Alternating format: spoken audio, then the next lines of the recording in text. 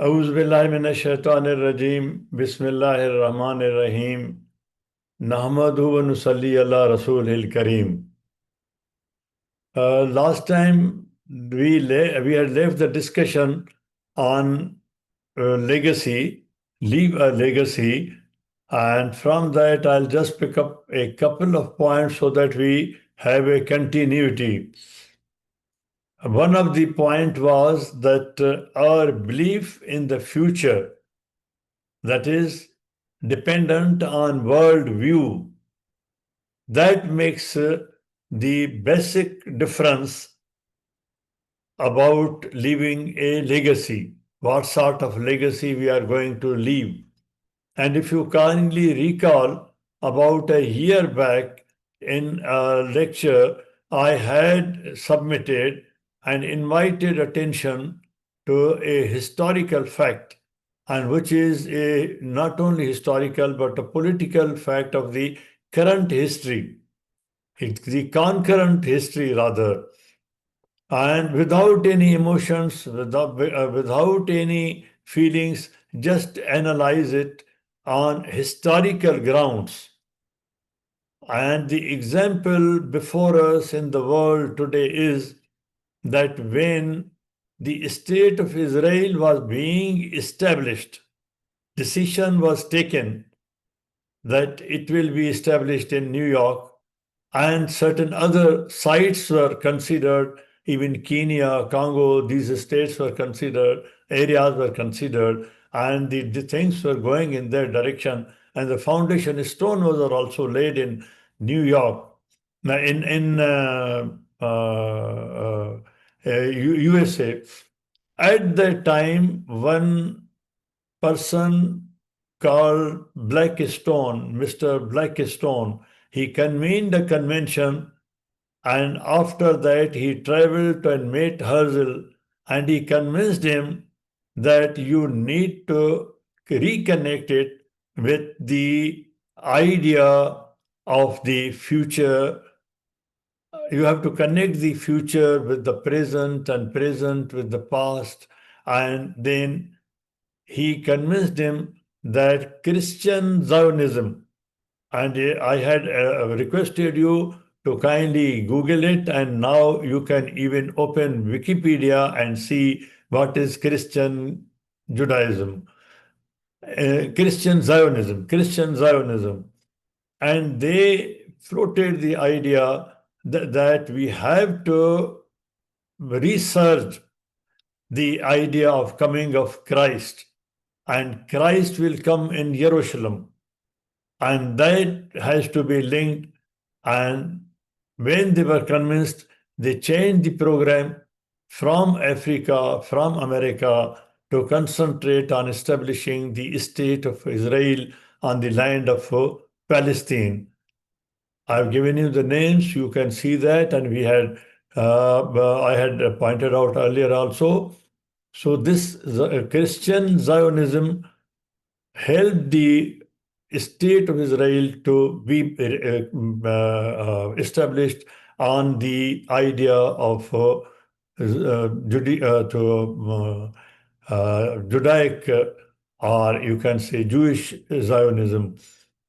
So here the point is that when you have the strong belief in the future, which depends on your worldview, that Jesus is coming, he will come, and he will come in the land of Jerusalem. So these two big religions, two important religions of the world, and the populations, they came together, and it was from there that the Balfour Declaration of the British now came to the center stage, where it was now the idea which became the idea for the future at that time for the entire world of Christianity and Judaism. You kindly Google it, Blackstone, place Blackstone in the Wikipedia, in the Google, and you will find that how the belief about the future, that Jesus is coming, and the degree of confidence of the people in that, particularly those who matter in decision making, And the belief along with that, that yes, we can turn the tide, we can turn it, we can, whatever we are doing, it will turn right, it will turn well. And then the stability in that and the confidence in that idea that there is a possibility that we can change it, we can turn it well. It's not all determined by the kismat. It is not all determined the by the predetermined factors only, and we don't fall in the trap of certainty that there is a certainty, the degree of kismat is certainty, and we don't fall in that trap. We should rather believe in we should have a confidence in our own plans, in our own thinking, in our own idea about the future, that we can turn it, we can change it, we can work for it. In search of wisdom, I had quoted from the scholars of the Max Planck Institute, one of the most important institutes in the field of science in the world, working on the Big Bang theory. Now, they defined wisdom, that what is wisdom? It is a state of knowledge. Wisdom based on knowledge. And knowledge, particularly when we have the belief that Allama Adam al-Asma kullaha, nothing was left. In detail, in mufassilan, every ayat in mufassala was explained about the human condition. That is wisdom. Knowledge about the human condition, knowledge about the human status on this planet. What is my status on this planet? Am I commanding my resources? Am I able to, do I have the capabilities? Do I have the features in my physical makeup to manage the resources of the world, resources of the planet? That is why Adam was sent on this planet with the features to manage the resources, because animals could not manage it. Adam could have managed it. He was given features. When Sawaytuhu, during that process, he was given all the features to manage the resources of the world. That is why Allah subhanahu wa ta'ala asked them that I have placed the Maish for you on the earth to go and manage. And whenever my prophets come to you, you follow them. How it comes about anything, how it happens, Is there any cause for any happening? Or it is just kismat? It is just kudrat? It is just taqdeer? How it comes about? How the sun rises? It is just the taqdeer? Or there is something cause behind it? And behind all causes, the cause of all causes, which created the singularity. Which factors shape it?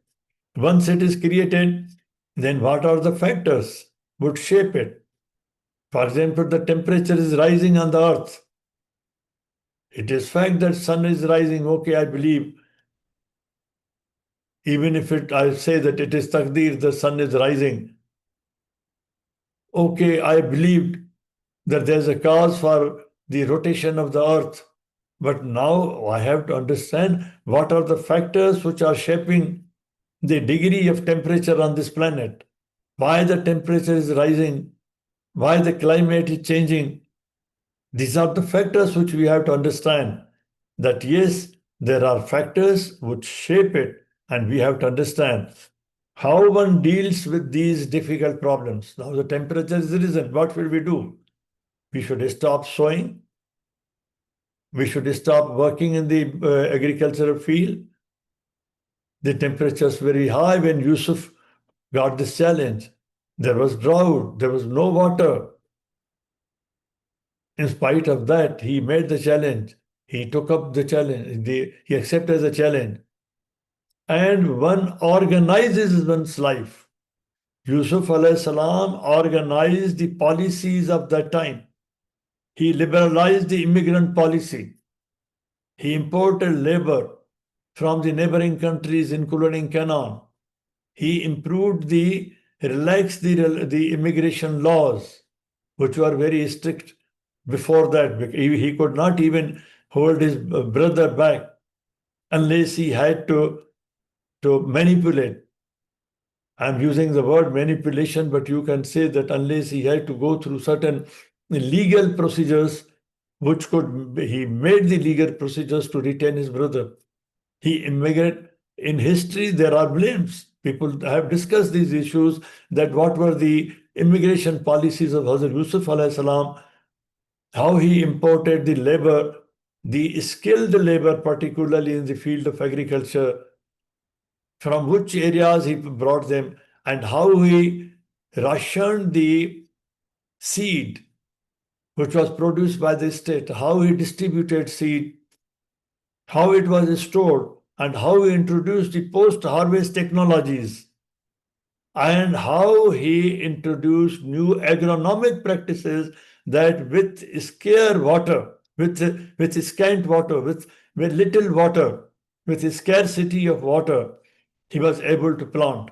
Even today, Israel is able to export fruits, export agriculture, products of agriculture, although they have very little water. There are technologies. So one can organize one's life in such a manner that when we become old, they are now proud of those people who were produced by the Weizmann Institute. They are proud of the people, old people. They themselves take pride in this.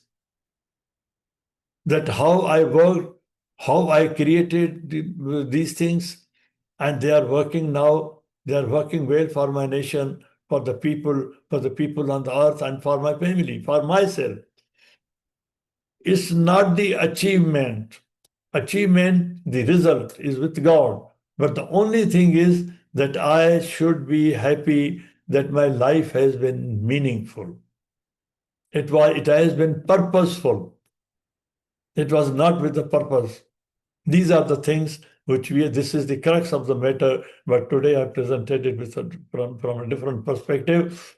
Now, all these things, when you take together, we find that leaving a legacy is a human need. If the human beings don't leave a legacy, then they will lose the important characteristic which was given to Adam. Where are orangutans? Where are Homo erectus? They are no history. They are not. They have not left history except what we find in the caves, in the jungles, and we are guessing. But the human history, when it started writing, we find that in these civilizations, what they did, in particular civilizations, what they did in Harappa, what they did in Mohenjo-daro, what they did in South Africa, South America. We want to feel immortal. This was the feeling of Adam, which was exploited by Saturn, that you have to be immortal. And if you want to be immortal, he suggested him a wrong prescription, wrong medicine, that by eating, by going towards the shajaratan, the product which was the produce from which he was prohibited, the idea of leaving something behind, that we will live forever, is appealing. It is one of the driving forces of humanity, of civilizations, like hunger and like love. People include sex in that. Like these factors, the urge that I should live longer, I should become immortal, by leaving a legacy, by turning the tide on the world and this planet to create something. It is a driving force, and it is most visible in the thinkers, in the critical thinkers, in the scientists. Otherwise, they will not work in these laboratories, and the critical thinkers will not burn the midnight oil. Live forever, leave a legacy. We also want to feel that we matter in this vast sea of humanity. If I believe in this, that I can leave a legacy, if I work on this, that I can leave a legacy, and if I have the faith that yes, I'll become immortal by leaving it, one of the most important reasons, one of the most important reasons of the Muslim world in general terms, not the islands of richness in Saudi Arabia or in Kuwait, but overall Muslim human population, the one of the most important reasons of their poverty is intergenerational poverty. Now, this intergenerational poverty has become deep poverty, layer by layer. There are different layers of, and this internal abject poverty, it has become abject poverty, which according to one hadith, that this level of poverty, which is abject poverty, is criminal because it gives rise to crime. It becomes crime for the whole society. Intergenerational poverty continuing, or in other words, the chronic poverty, the kind of poverty which is called chronic poverty, when it goes deeper and deeper, one of the reasons of downfall of Khilafat Usmaniya, you compare it with today's world, you compare it with the downfall of Spanish civilization, empire, you will find, besides all other factors, the value of currency went down, the inflation was out of control. One of the reasons, I'll just tell you, you know that, you must have studied it. For example, there was a shoe company. They wanted to establish their factory in Turkey at the time. And it was Caliphate, it was Khilafat Usmaniya.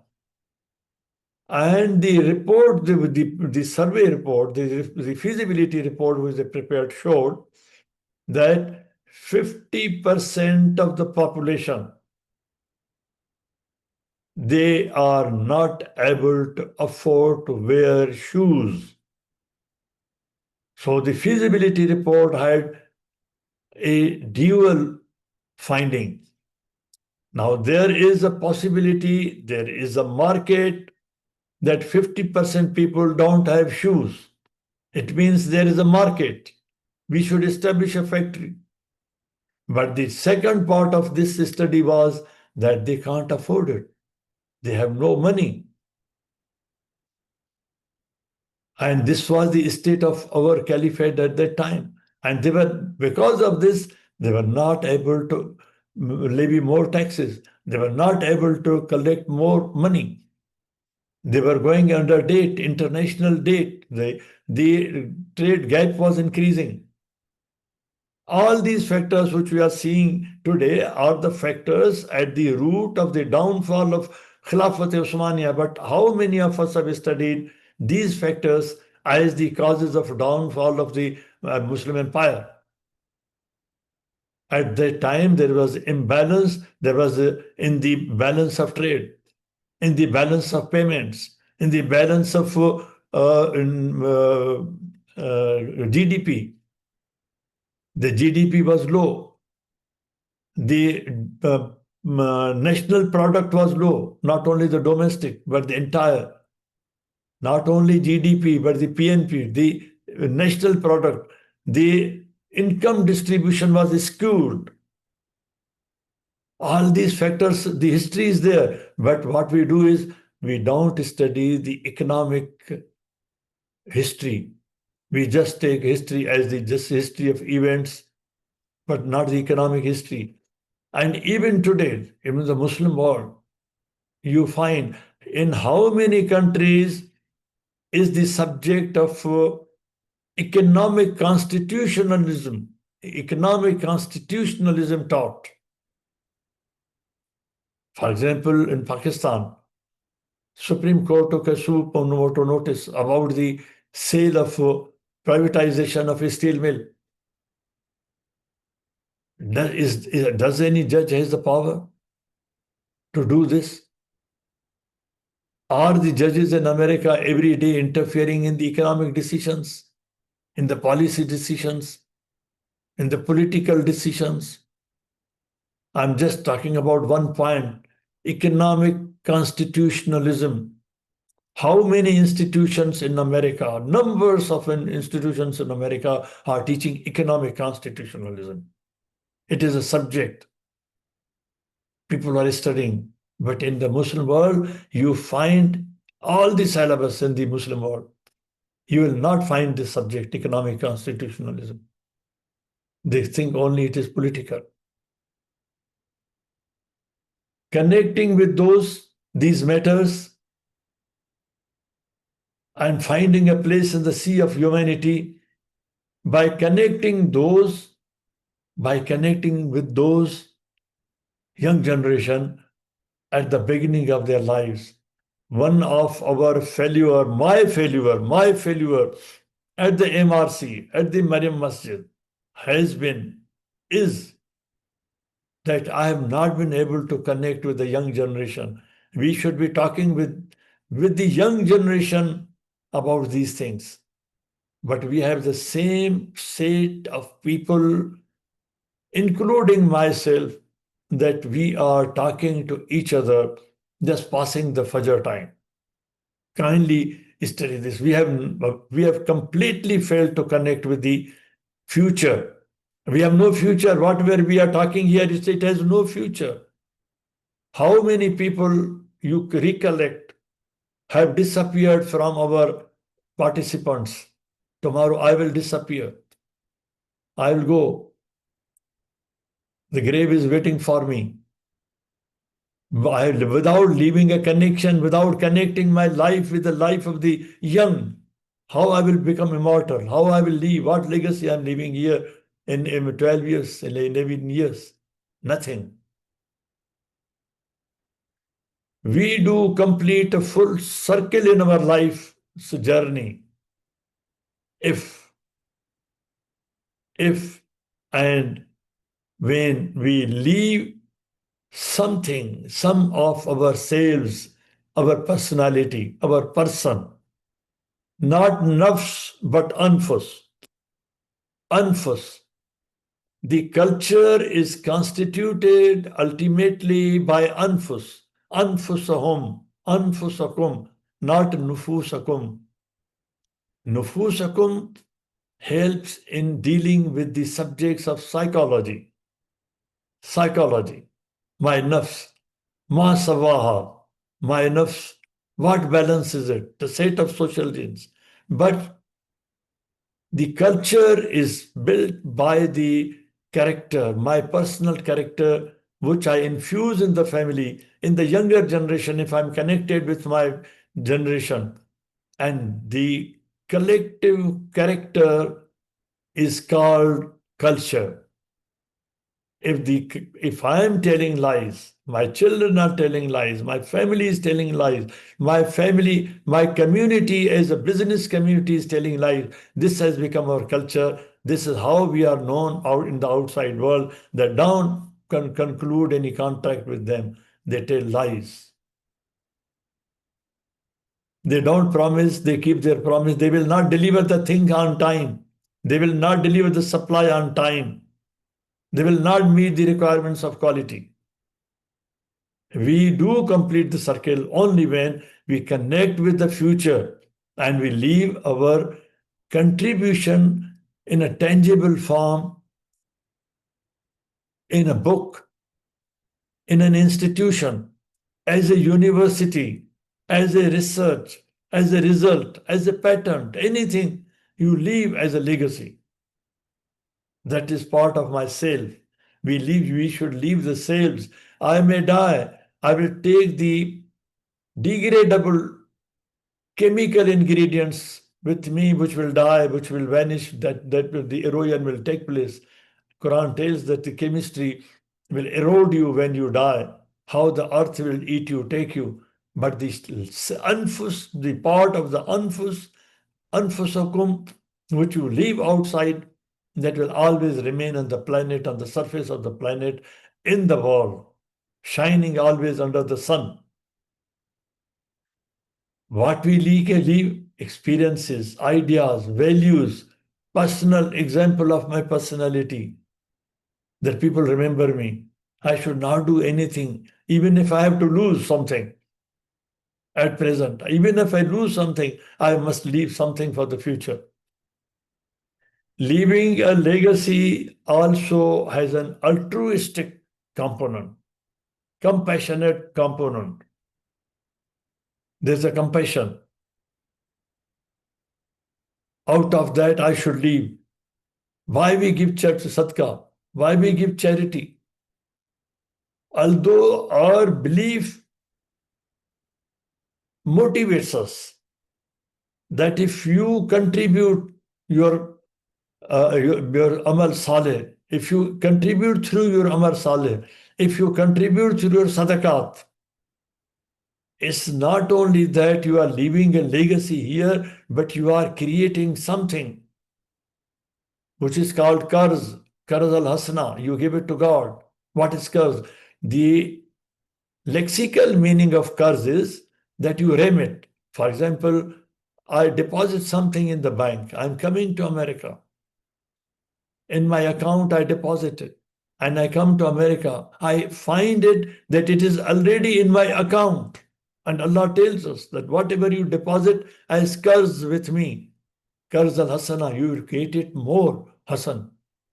It will not only be hasan fil dunya, it will be hasan fil akhirat also. You will find it. You created it. There are two parts of the legacy. Ma tuqaddim wa ma akhar.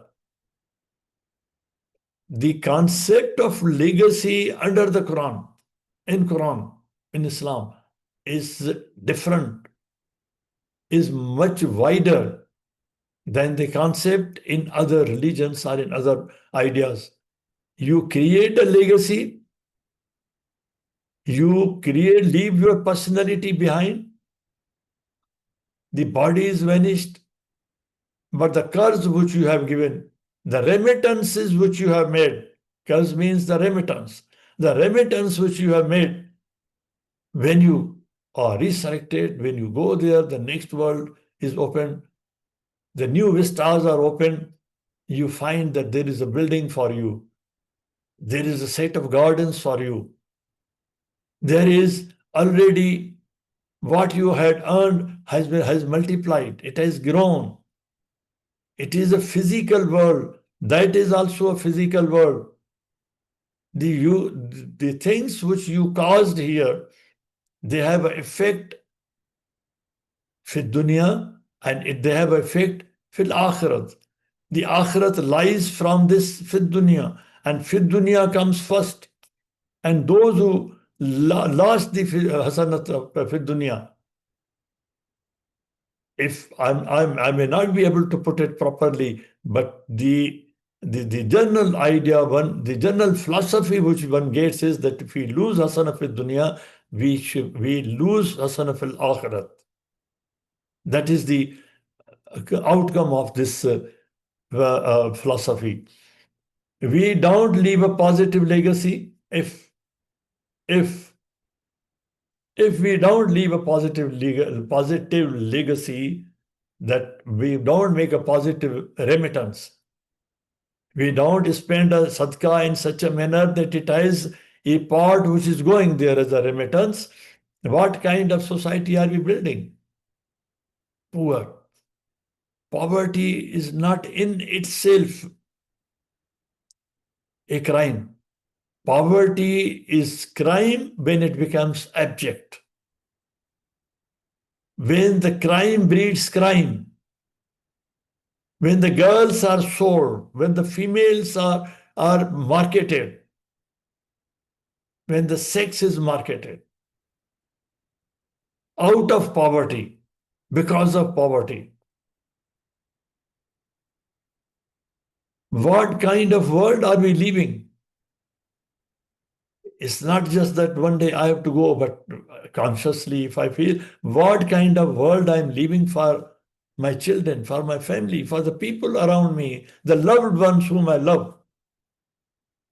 When I look back as a bureaucrat, I find I've not left anything better for them, which I inherited from the bureaucracy whom I succeeded. What is happening today? Can I boast on this? Can I be proud of this? What is happening today in my country, in ministries, in the circles? I feel ashamed.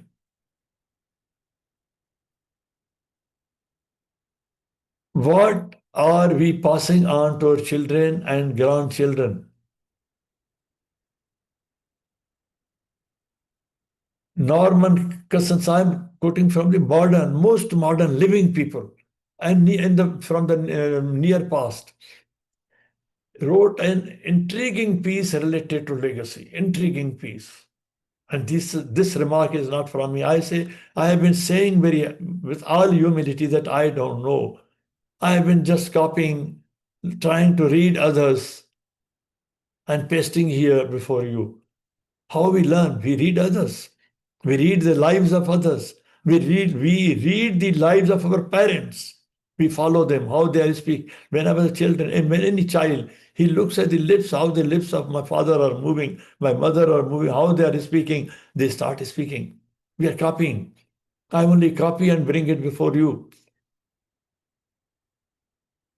What is the eternal and ultimate problem of a free society? Kindly don't think that I am talking only about legacy. Why legacy?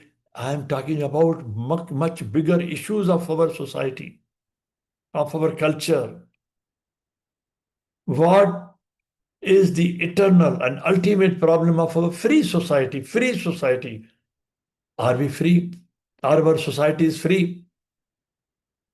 It is the problem of the individual who thinks that one man cannot possibly make a difference in the destiny of that society. Kudrat, Kismat, Takdir.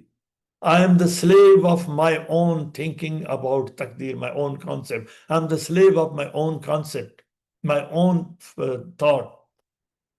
Am I a free society? I'm a member of a free society. No, I'm not member of the free society. Because I myself, I'm slave of my own self. I'm not, how the society can be free? We don't have thinking, free thought. We are not allowed to think. Is our journalism thinking, vibrating, freely thinking? We are not thinking. Now, are the universities able to think properly? Are the universities thinking, allowed to think freely? They are being curbed. Their resources are being curbed. Their means are being curbed. They should not think. They should think only on the dotted lines. They should think about and produce about what they are told to do. Otherwise, the resources will be restrained. Sorry. Freedom is main problem, thought process. Is the problem of the individual who takes himself lightly. I take myself lightly. I took myself lightly the whole life. But how? In one aspect, I'm talking about only one aspect. I took myself lightly historically. I'm nothing. I can't change history. I can't change the conditions. I can't change the society. I took myself, first of all, I constricted, restricted my own thinking. My thinking is not free. It is curbed, curtailed, restrained, constrained. And then that gave me the idea that I can't do anything. And particularly in this perspective, that historically I can't do anything. Kismat. I leave it here. Subhana rabbika rabbil izzat amma yasifun wa salamun alal mursaleen walhamdulillahi rabbil alameen. اللهم صل وسلم وبارك على سيدنا محمد وعلى آله وصحبه. اللهم اهدنا فيمن هديت، وعافنا فيمن عافيت، وتولنا فيمن توليت، وبارك اللهم لنا فيما أعطيت، وقنا واصرف عنا شر ما قضيت، فإنك يا ربنا تقضي بالحق ولا يقضى عليك. اللهم ادخلنا برحمتك في عبادك الصالحين. اللهم اخرجنا من ظلمات الجهل والوهم إلى نور العلم. اللهم علمنا ما ينفعنا وانفعنا بما علمتنا وزدنا علما. اللهم اجعلنا ممن يستمعون القول فيتبعون أحسنه. اللهم اكفنا بحلالك عن حرامك، وبطاعتك عن معصيتك، وبفضلك عمن سواك. اللهم بفضلك ورحمتك أعلي كلمة الحق والدين. اللهم انصر الإسلام وعز المسلمين يا أكرم الأكرمين. Oh Allah, spread your mercy upon us, shower us with your blessings, increase our knowledge, grant us forgiveness, and reward us with the company of the prophets in the Firdaus al-A'la. Oh Allah, purify our hearts, strengthen our faith, increase our knowledge, and make us benefit from what you have taught us. Oh Allah, forgive our parents and all our friends and relatives who have passed away. Oh Allah, make their graves garden from heaven and grant them the Firdaus al-A'la. Oh Allah, we have many of our friends and relatives who are sick. Oh Allah, grant to all of them full and speedy recovery. Oh Allah, guide our children, protect them, and make them righteous. Oh Allah, grant us the power and the ability that we may be grateful for the favors you have bestowed upon us and our parent, and that we may do righteous deeds that are pleasing to you. Oh Allah, we seek from you all of the good, whether we know it or we don't. And we seek your refuge from all evil, whether we know it or we don't. Oh Allah, we seek refuge in you from incapacity, from laziness, from fear, from greed, from poverty, and from the torment of the grave. Oh Allah, we have many of our brethren who are living under oppression and injustice. Oh Allah, heal their trauma, protect their helpless, and grant them lasting peace and prosperities. Oh Allah, we ask with every name you have elected for yourself, that none of us leave this gathering, but his pains have been relieved, his worries have been removed, his debts have been paid, his weaknesses have been concealed, his sins have been forgiven, and his needs have been fulfilled. سبحان الله وبحمده عدد خلقه ورضا نفسه وزنة عرشه ومداد كلماته. سبحان الله وبحمده عدد خلقه ورضا نفسه وزنة عرشه ومداد كلماته. سبحان الله وبحمده عدد خلقه ورضا نفسه وزنة عرشه ومداد كلماته. والعصر إن الإنسان لفي خسر إلا الذين آمنوا وعملوا الصالحات وتواصوا بالحق وتواصوا بالصبر. وآخر دعوانا أن الحمد لله رب العالمين، والصلاة والسلام على خير المرسلين. اللهم صل وسلم وبارك على سيدنا محمد وعلى آله وصحبه، والسلام عليكم ورحمة الله وبركاته.